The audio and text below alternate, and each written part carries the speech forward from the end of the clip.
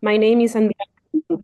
My name is Andrea Ontaneda, and I am one of the pediatric intensivists and the ECMO clinical quality lead at Texas Children's Hospital.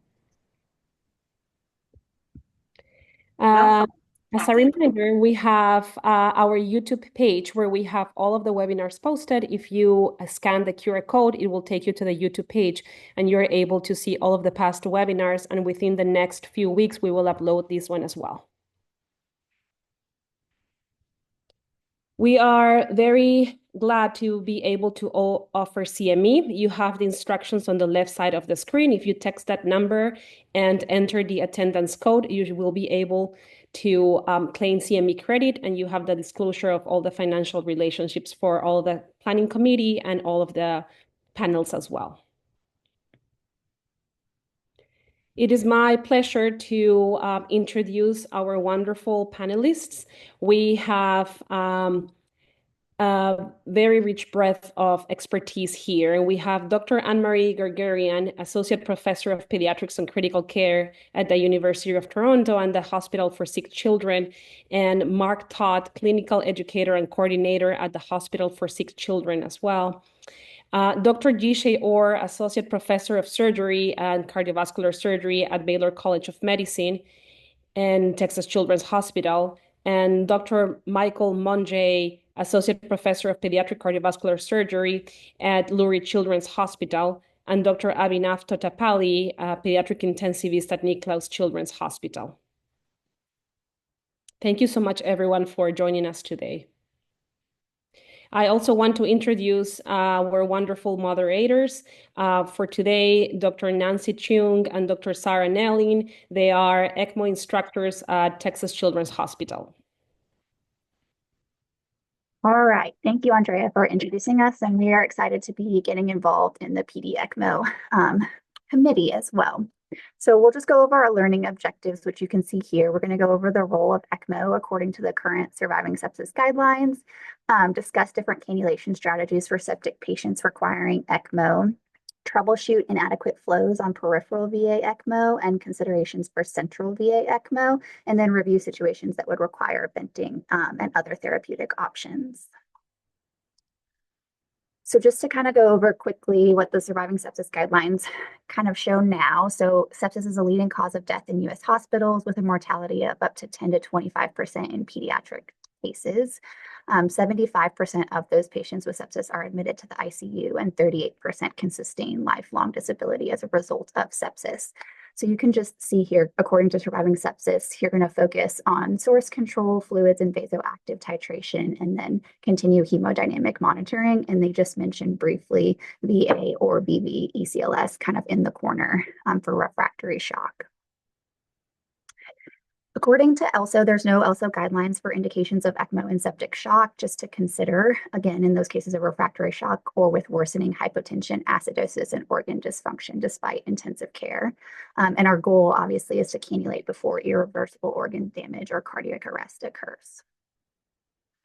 This is just a narrative overview that seeks to kind of outline the current state of ECMO support in septic shock by reviewing a single center studies and kind of outlining all of those single center studies together to outline ECMO use management, survival, and complications. You can see they kind of just conclude that ECMO has been used as a last resort support for the past few decades, and mortality still remains generally high, with the exception of those limited single center study reports.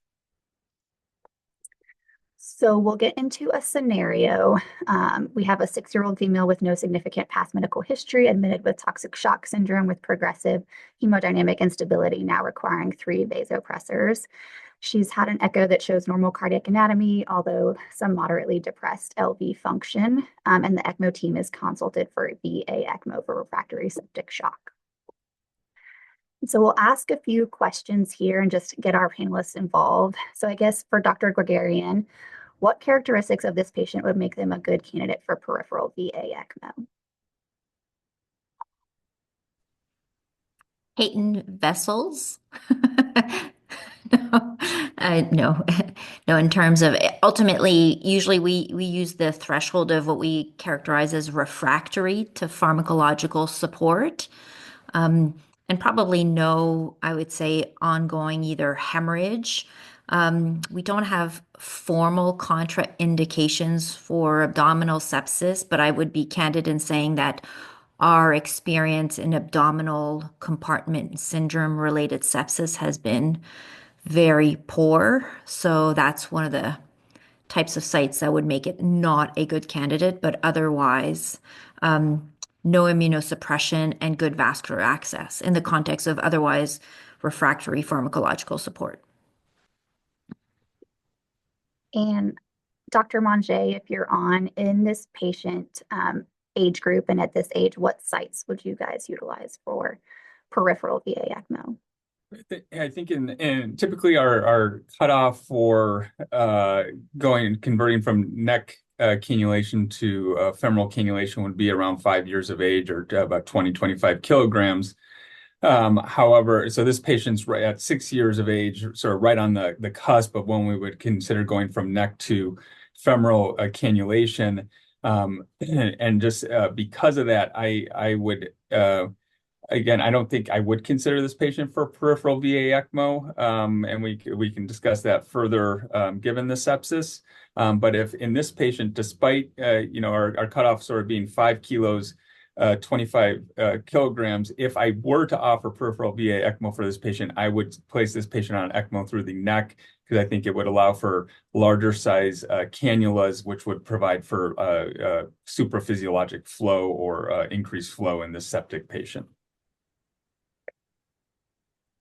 And then, Mark, what kind of factors would you monitor to ensure adequate support for these patients? So I guess for peripheral cannulation, we would look at, markers of adequate end organ perfusion and oxygen delivery to the tissue. So, looking at your blood gases and electrolyte values for lactate, sufficient oxygen delivery. For peripheral cannulation, we use cerebral saturation monitoring mirrors, both for a neck cannulation, especially for the brain. But if we're peripherally cannulated in a femoral region, we would use NIRS monitoring on the legs as well, to look at perfusion, oxygen delivery to the limbs, to look for differences, and for early signal for to look for compartment syndrome or vascular issues with perfusion to the lower leg. So I would say those are some of the main things. Emery, did you want to add anything else? I think in this subpopulation, we'll add CPKs regularly, because there's not an insignificant group of rhabdomyolysis, and we use that to monitor. And compartment syndrome's not always simple to detect in this population, especially if they lose pulsatility. And we can talk about that more specifically also with other measurements that we'll do. And then did anybody else on the panel have anything to add for any of these questions or ways that you would do these differently?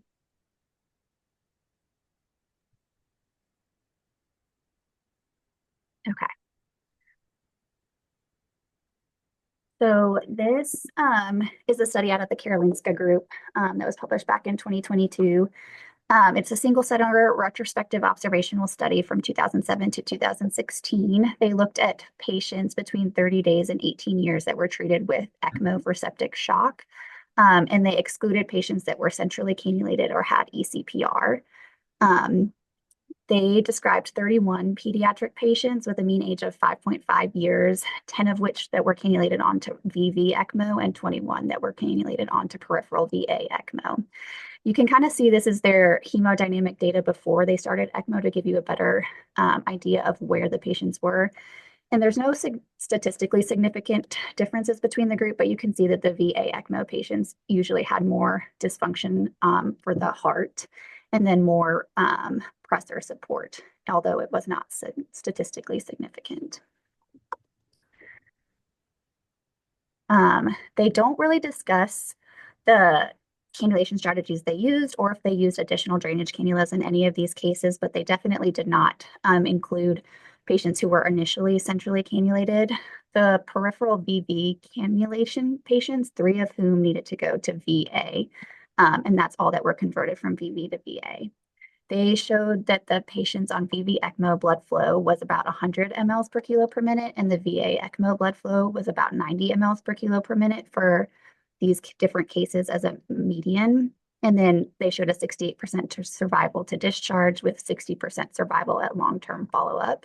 They found that the factors that were associated with in-hospital mortality were high lactate, high creatinine on admission. And then they kind of conclude from this study that peripheral ECMO cannulation for septic shock is feasible. Can I ask how they define septic shock? Because I do think that some of the studies confuse respiratory failure and the need for VV ECMO for respiratory failure with septic shock and the need for they confuse respiratory failure with septic shock. Yeah, they defined it as positive blood culture, hemodynamic instability needing at least one vasopressor. But they did include, it looked like some respiratory cases in that VV component, but they kind of had to be on a pressor and have a positive blood culture, causing the hypotension from that case. And I think that these numbers are in concordance with ECMO for septic shock in the pediatric population, but I do think they probably selected out some lower risk patients in that with the need for only one pressor. It's not someone that we would generally consider ECMO for septic shock if they're only on one pressor at that time. That's a good point. All right. So we're going to take that same patient setup that we initially discussed, the same 6-year-old, no significant past medical history. We know they have toxic shock, and that's their source of sepsis. And they're on peripheral VA ECMO. They've been cannulated via the femoral vein and the right femoral artery, but they're still hypotensive. They're maxed out on inotropic support in addition to being on ECMO, and they've been fully medically optimized.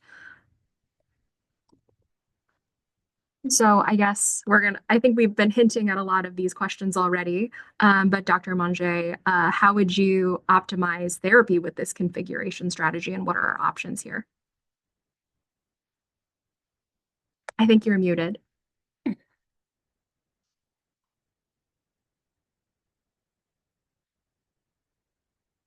Dr. Monge, I think you're muted.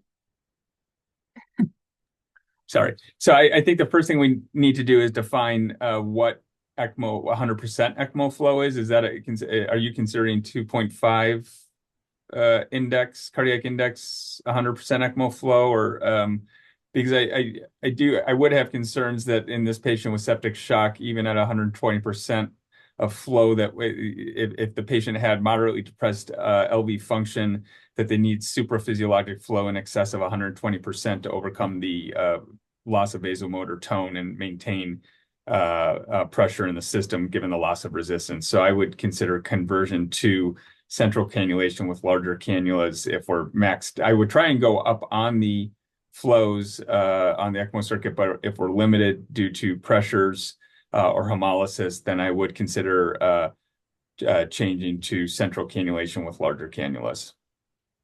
Would you consider adding a venous drainage cannula in this situation? Only if the arterial line pressures were low and the venous pressure, if the negative venous pressure was maxed out, then I think adding an additional venous cannula would be a benefit, versus the patient also may just need more volume replacement if they're under resuscitated. That may also be why they're not flowing well. But I think just adding an additional venous cannula may not necessarily improve the flows if you're limited either by the arterial line pressure or by the lack of volume status in the patient. Thank you. And Dr. Guerguerian, I saw you nodding a little bit throughout Dr. Monge's response. Do you have anything that you wanted to add to that? No, I think that's why the sequential approach is reasonable and with careful assessment. There's some patients that there may be some suggestions where it may not be suitable to immediately go centrally. And so that's why that careful assessment. I think we often will build in whether or not the lactate is improving or not. whether that is reasonable or not, depending on whether or not there's actual proper utilization of the oxygen, but that's often another parameter that we'll use. And so you mentioned the lactate. Are there other factors, clinical situations, or lab values that you're following that would prompt you to change the cannulation configuration sooner rather than later? Dr. Guerguerian? Probably not in terms of, and I think everybody has a different thresholds. In terms of, I call them veterinary doses of pharmacological agents. But I think when there's lack of response, that's where we'll often sort of have the early conversations. Yeah. Okay. And if a secondary is also if we think that we're going to have to need some LA decompression, it can actually be done centrally concurrently. And we have a comment in the chat from Anna Hobart asking, would decreased cardiac function make them candidate for peripheral ECMO versus central for vasoplegic subtype of sepsis? And I think we are probably going to talk about it in the next few slides. But if anyone of the panelists have any comments for that specific question. I think this is why pediatric patients in particular benefit from ECMO for sepsis, and specifically from central ECMO for sepsis, in that pediatric patients often have low cardiac output sepsis as opposed to high cardiac output sepsis in the adult type patients, where the myocardial depression from the sepsis can be overcome with the pump.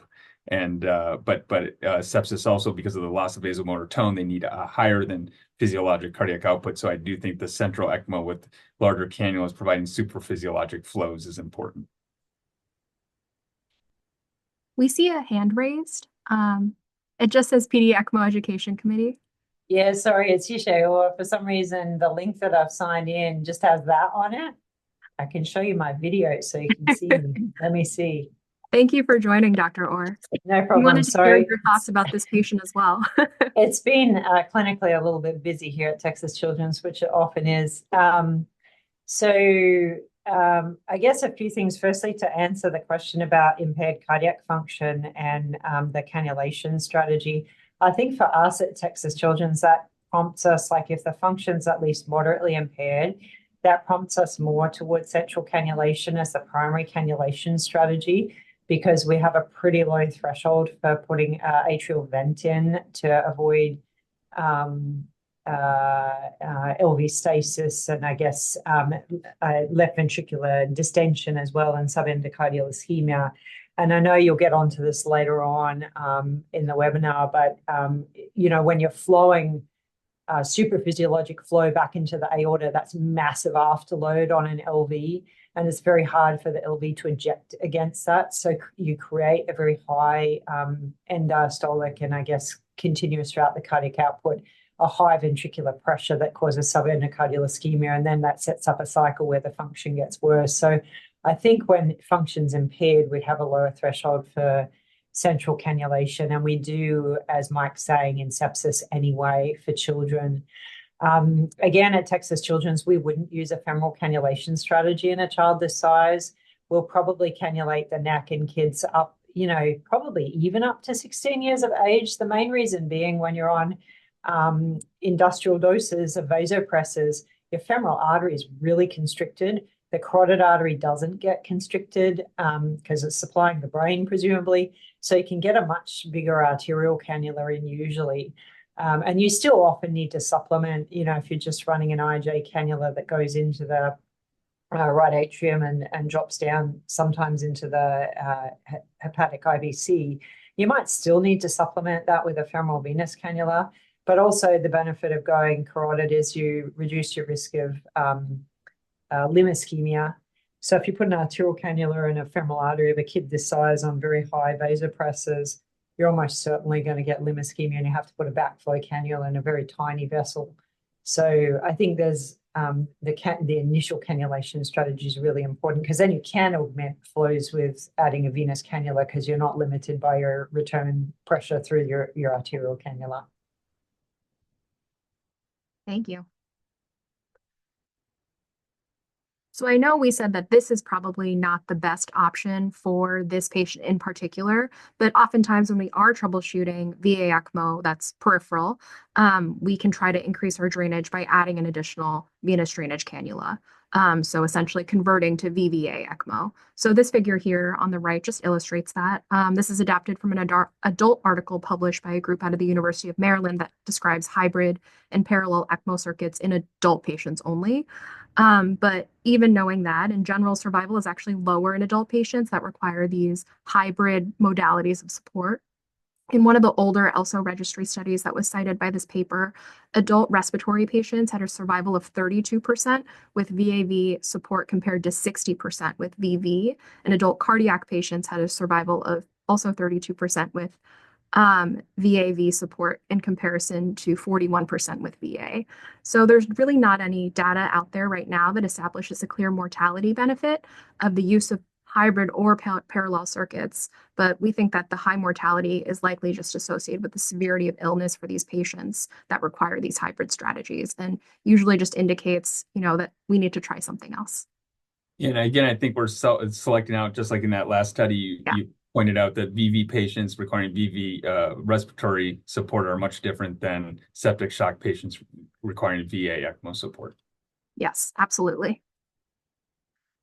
So we're going to rewind a little bit again. So same patient, still toxic shock, but the initial echo is now showing severely depressed biventricular function and normal cardiac anatomy.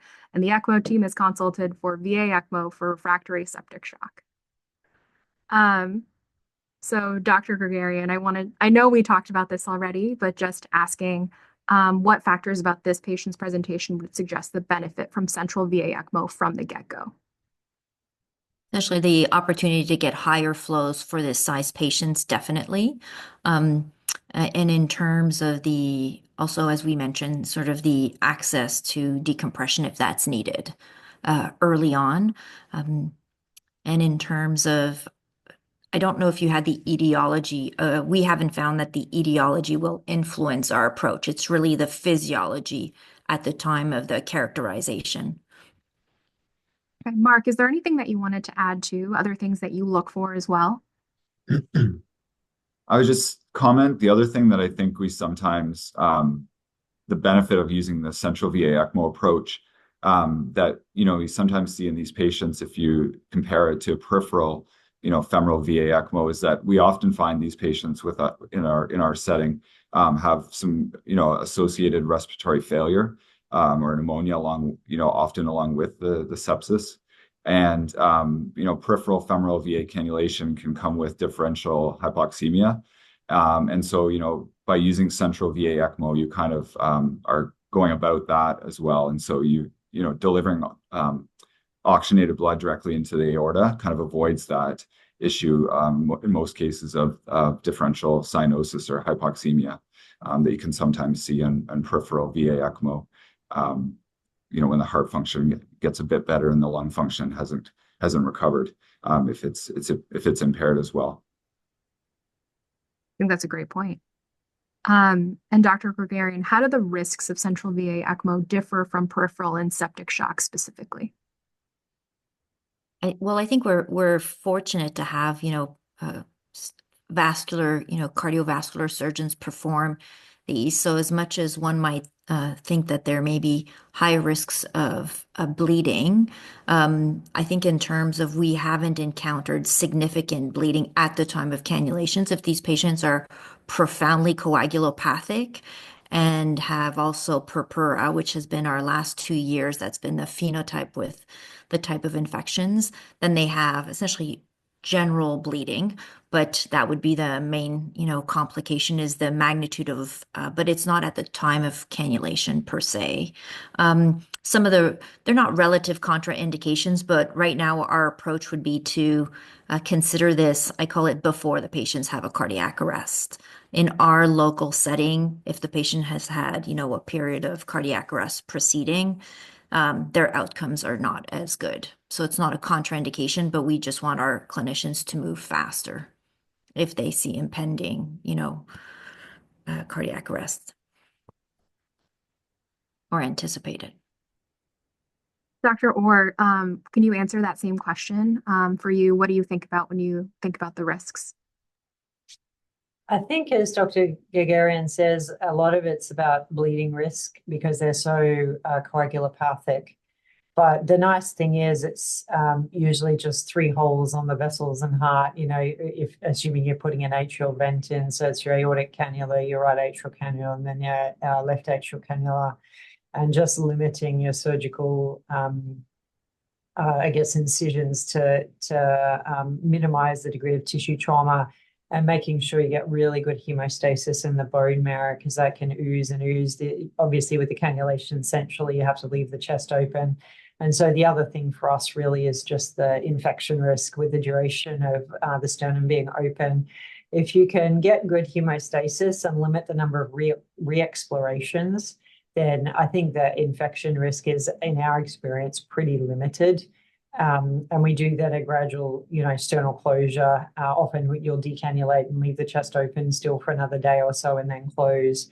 So I think it's really mostly just bleeding and infection. And of course, you remove the concern for peripheral vascular problems if you just go up front to central cannulation and you haven't accessed any of the other vessels. So there's actually some advantages to doing it as an upfront strategy for septic shock.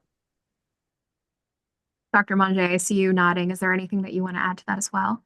No, I second what Dr. Orr said. I think you avoid the complications of peripheral cannulation and risks of limb ischemia, which in adult patients can be as high as 15–17%.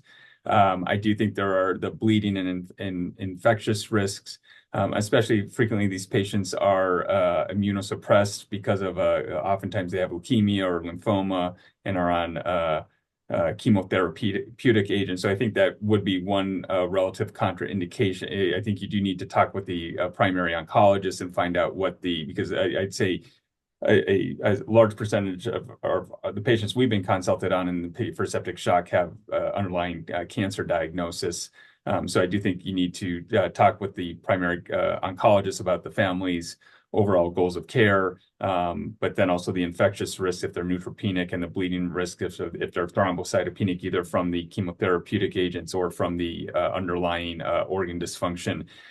In a few patients, we've been able to close the cannulate centrally, but close the sternum and the skin around the cannulas. And I do think from a bleeding standpoint, that may help reapproximating the sternum. And then also from an infectious standpoint, the hope would be that having most of the skin closed around the cannulas may be a benefit. But I do think the benefits of central cannulation in a patient like this from overall survival outweighs the risks of central cannulation for the majority of patients, but would have some concerns in those being on chemotherapeutic medications with bone marrow suppression.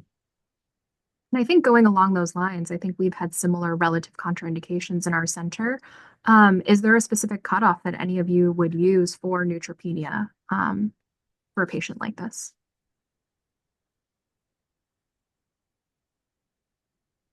I think we have in the past. I think now in this contemporary time, I don't necessarily think we would use that as an absolute cutoff, or we have a value that we would absolutely say we wouldn't provide ECMO support.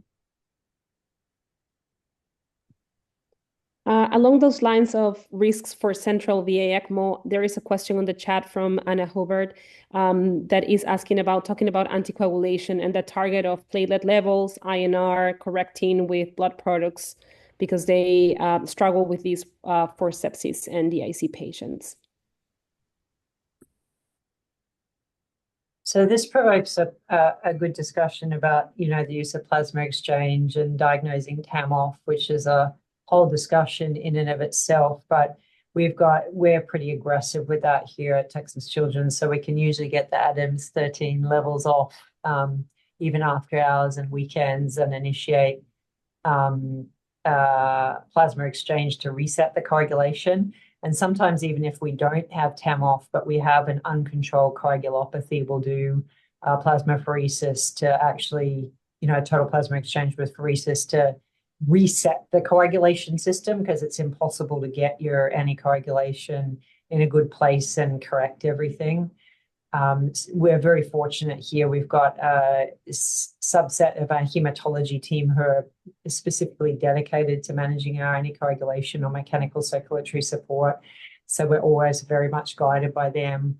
We use bivalirudin mostly as our primary anticoagulant agent, and we've shifted away from heparin other than in particular circumstances.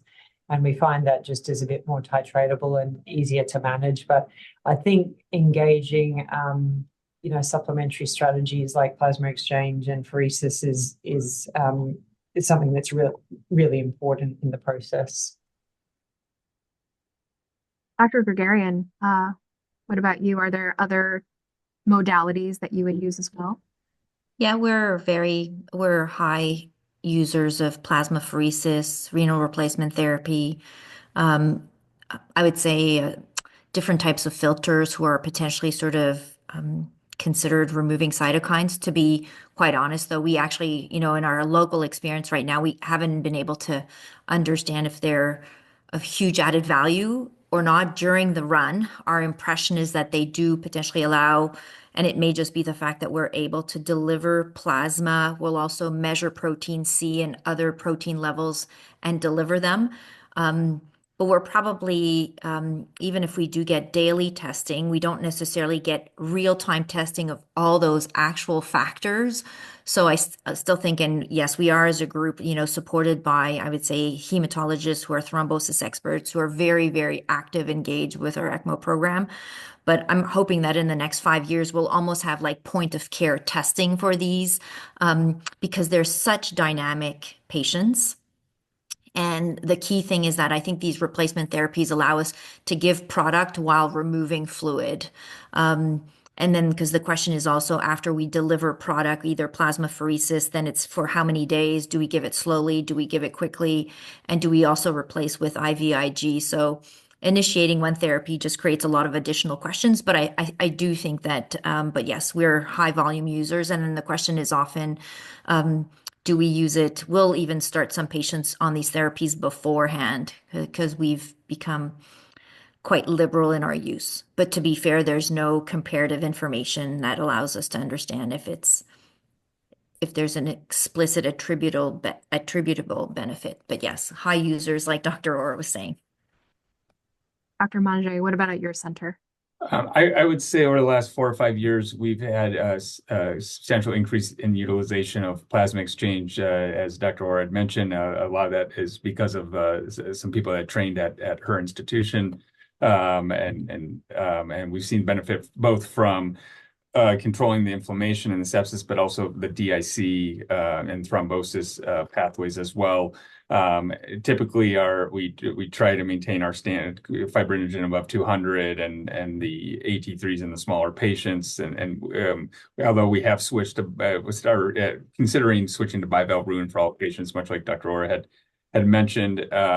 And then I had tend to have pretty low threshold to give factor replacements, not necessarily factor 7, but other types of prothrombin complex concentrates to if we are having substantial bleeding, and I think the bleeding needs to be stopped, and the thrombosis is secondary because I think the first thing you need to do is control the bleeding. So we have low threshold to give prothrombin complex concentrates to stop any bleeding. And then I think, as Dr. Guerguerian said, I think we're currently evaluating point of care ROTEM testing, which I think would have great benefit in these patients moving forward to sort of help fine tune on a more timely fashion what exactly their product replacement needs are.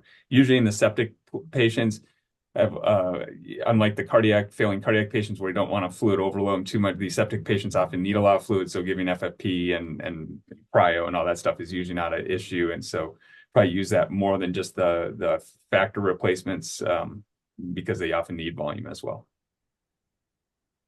And I think just, talking about the logistics of going for central cannulation as the initial strategy, does that differ in your institutions and patients are admitted to the PICU versus the CICU?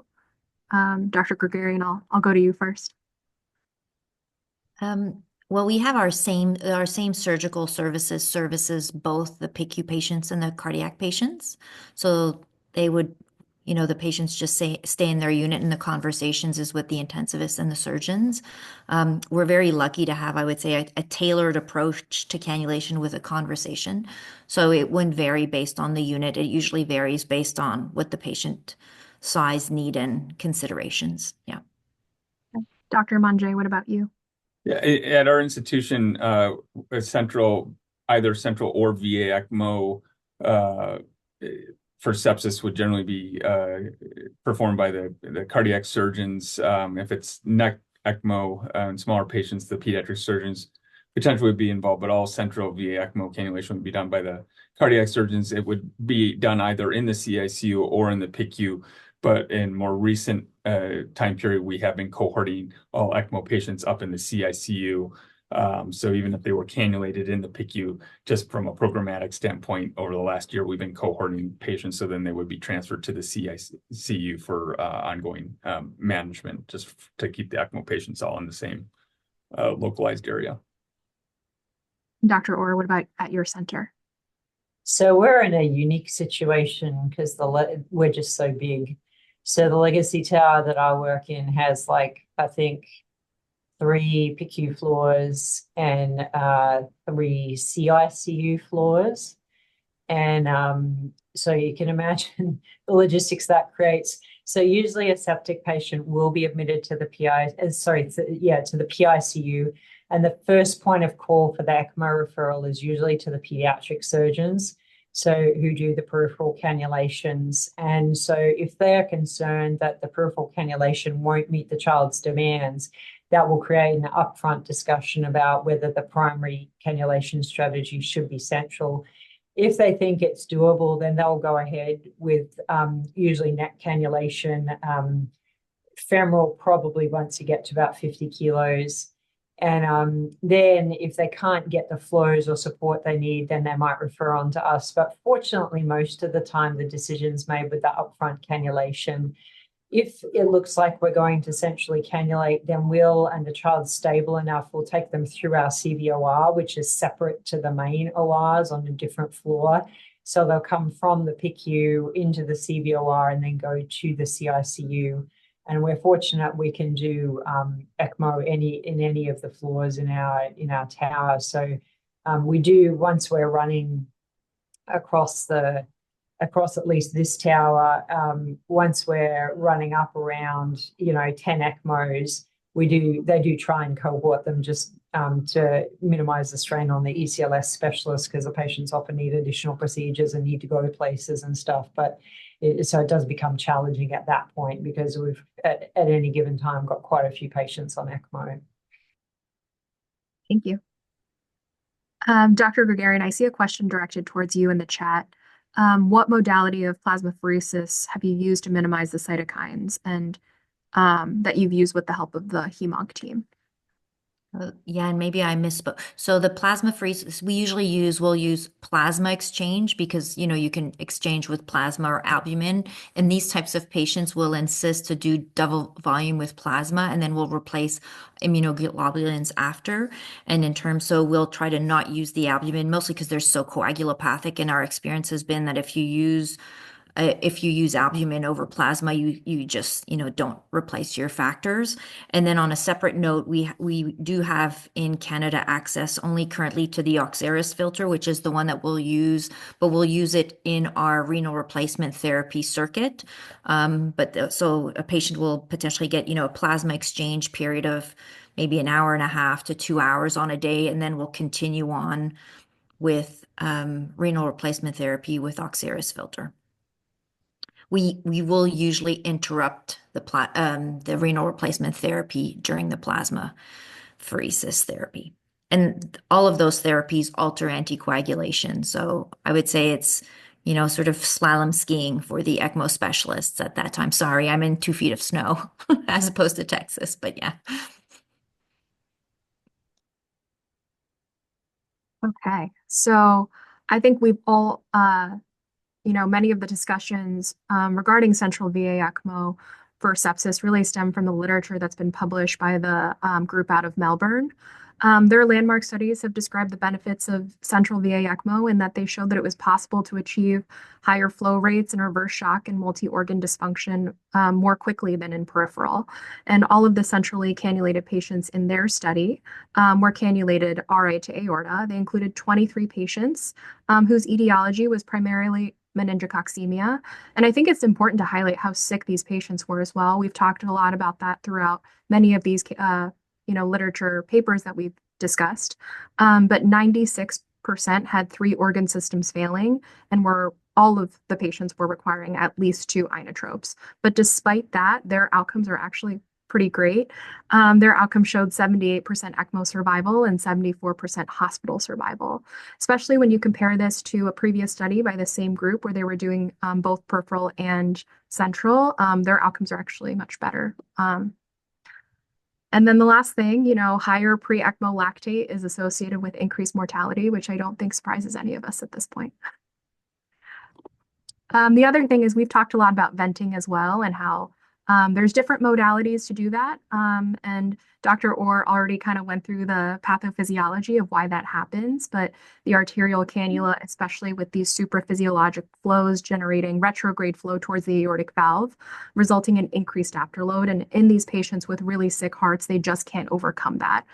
This leads to aortic valve closure and low native cardiac output, causing thrombus formation and LV overload.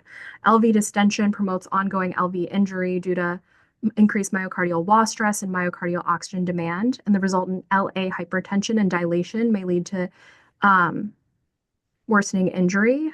So you can have pulmonary edema, pulmonary hemorrhage, pulmonary vascular injury, and eventual right-sided failure. So if these patients already don't have an intraatrial connection, it's sometimes to their benefit to discuss additional venting strategies to address the LV EDP, the CPP, the LV recovery, and to avoid more lung injury and overall mortality and morbidity. So you can see in the second part of this graphic that there's many different ways to decompress the heart. There's pros and cons with each modality, and there's really no right answer in terms of what's best, at least according to the literature search that I did.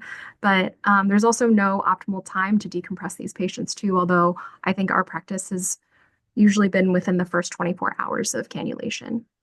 So that being said, what patient factors suggest that LA venting is necessary? I'm going to start with Dr. Guerguerian.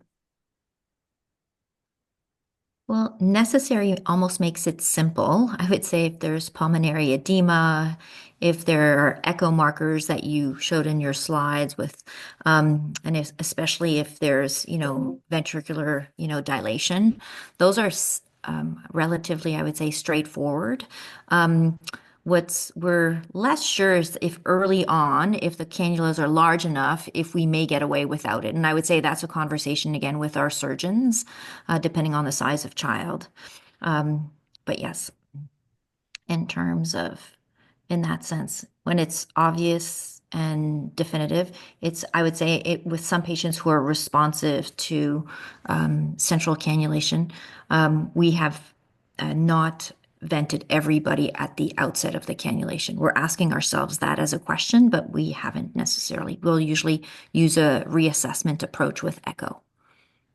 And Dr. Orr, I saw you nodding a little bit. For you, what are you looking for when you think about putting an LA vent in?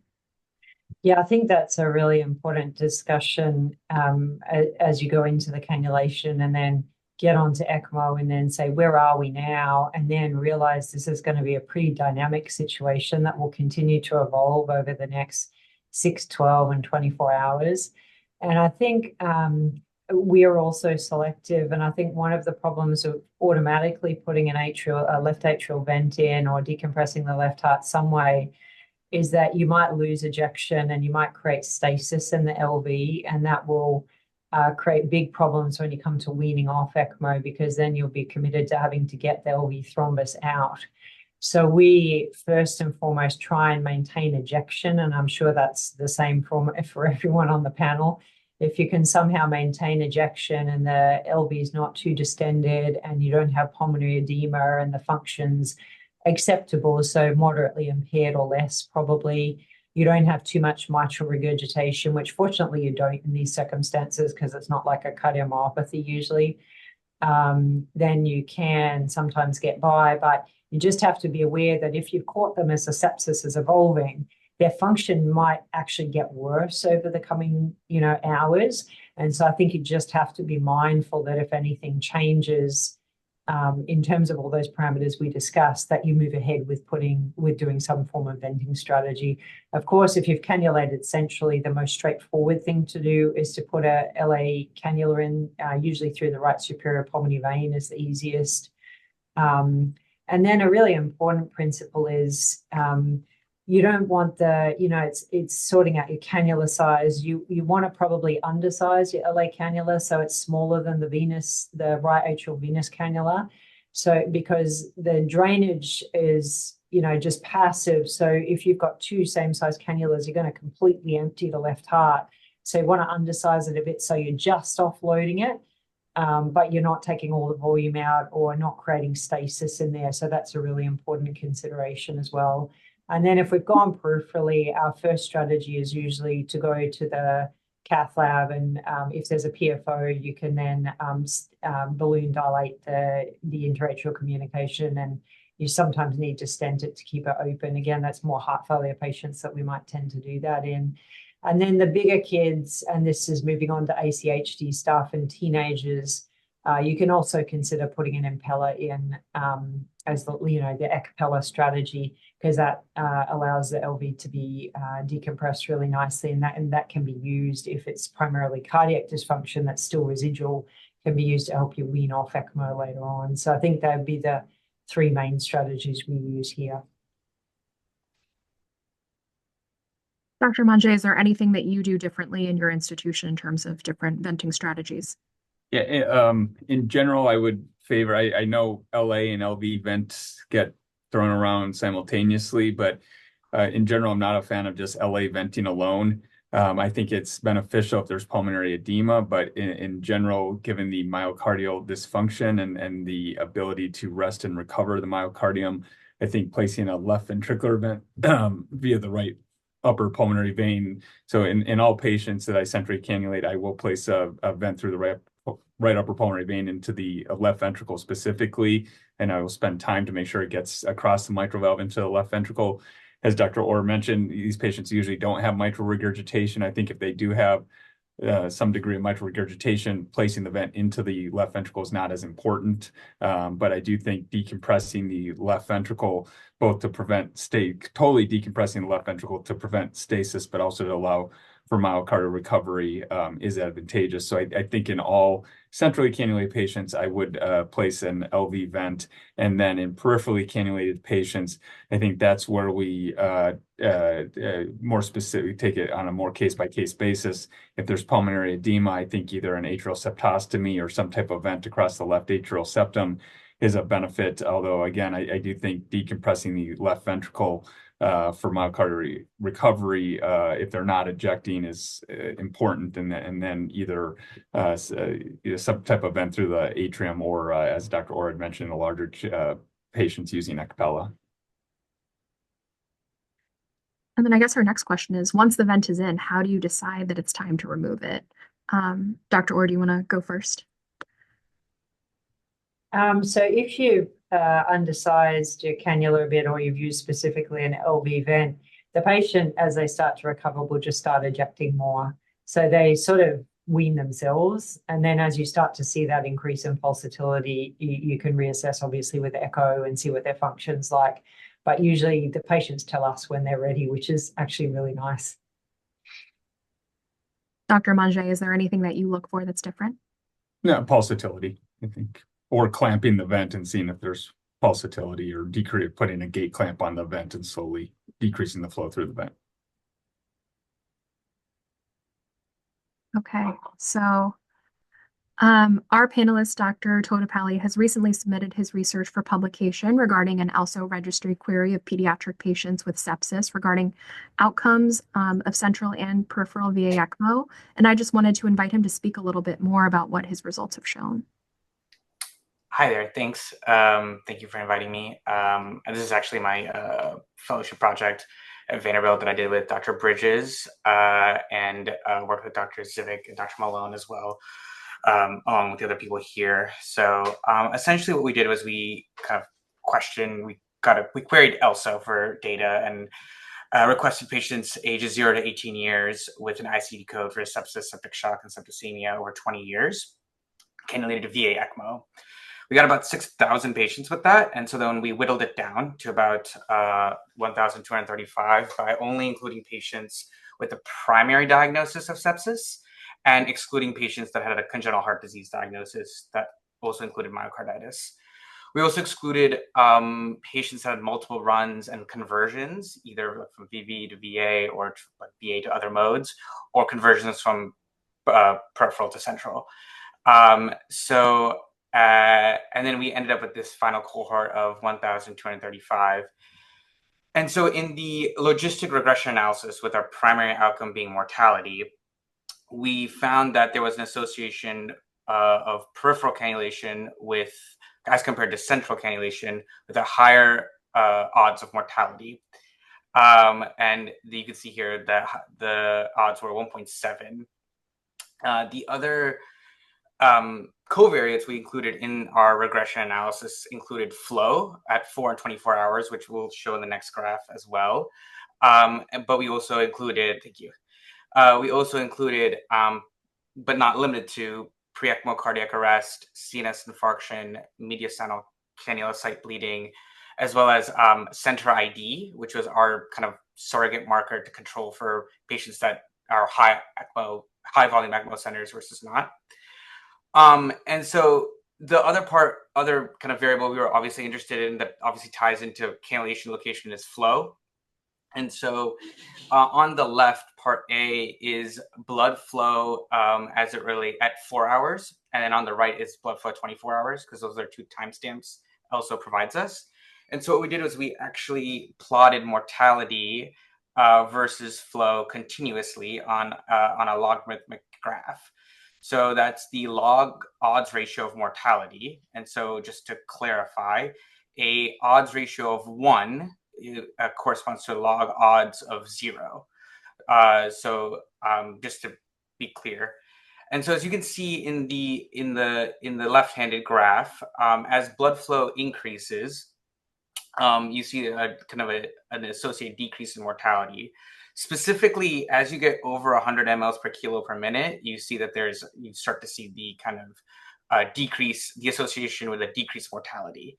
That kind of continues as you go up. On the right, we failed to find an association between ECMO flow at 24 hours and mortality. The p-value there is 0.11, as you can see.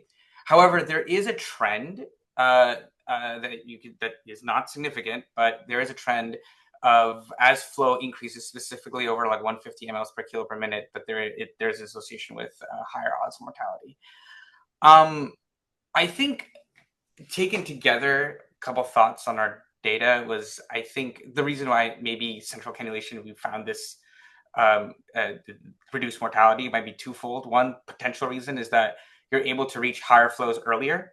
And I think the other part of it might be that you might be more efficient and less interruptions compared to peripheral cannulation. Peripheral cannulation had a 3.5 higher odds of cannula problems that require intervention. So one thought might be that you have more interruptions in your flow with peripheral cannulation. It's hard. I don't know what to make of the discrepancy we have between our 4 and 24-hour data. The only thing I can say is the 24-hour data, it's hard to draw conclusions because, again, we failed to find an association. One thought might be that if you're requiring such high flows longer into your course, like 24 hours, it might be you're a sicker patient. The final caveat I would say with our data, one limitation is that out of the 1,200 patients, only about 112 are cannulated centrally. And so there's a pretty big discrepancy in terms of the population numbers. And I think that led to a lot of variability in our data. But yeah, that's kind of, it should be just been accepted a publication. So hopefully it comes out pretty soon. There's one question on the chat that says, how does the presence of centers that don't do central cannulation influence your mortality tendency? Yeah, that's a great question. So I think so. It's hard to know which centers exclusively do peripheral or do both or just do central. I can't figure that out from the database. What we did was we had center ID, and so in the overall cohort of patients, about the center that donated them that gave the most number of patients was about donated about 2.4% of the data set. And so we kind of set this admittedly arbitrary cutoff that essentially if you contribute more than 2% to the data set, then you were considered a high volume center. And so we kind of divided in our regression analysis, we made a covariate of comparing centers that contributed over 2% versus less than 2%. That association, we failed to find an association with that, with mortality, but there was a trend towards centers that were higher volume having a lower odds of mortality. But again, we failed to find an association with that. Thank you so much, Abhinav. It was a pleasure to have you here. And I want to thank everyone in the panel, Dr. Orr, Dr. Guerguerian, Dr. Monge, and Mark Todd as well for being here and having a wonderful discussion. And thank you everyone for attending the webinar. If you can please scan the QR code so you can provide evaluation for this webinar. And also as a reminder, we are able to offer CME credit if you follow the instructions on the right side of the slide. Thank you so much, everyone. It was a pleasure to see everyone. Thank you, Andrea, for organizing. Thank you, everybody. Thank you. Thank you.